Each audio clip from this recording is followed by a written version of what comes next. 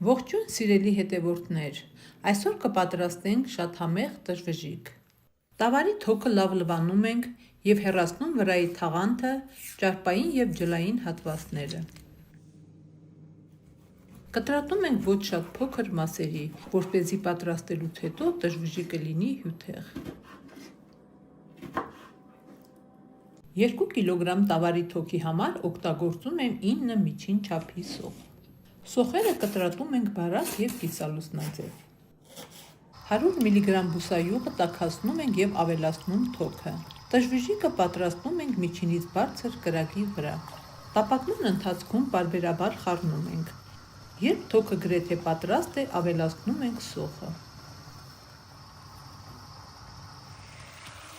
Երբ սոխը թափանցիկ է դառնում, ավելացնում ենք համեմունքները՝ 2 թեյի գդալ կարմիր պղպեղ, 2 թեյի գդալ աղ, 1 թեյի գդալ սև պղպեղ և 5 ճաշի գդալ տոմատի մածուկ։ Լավ խառնում ենք և մի քանի րոպե թողնում կրակի վրա, մինչև պատրաստ լինելը։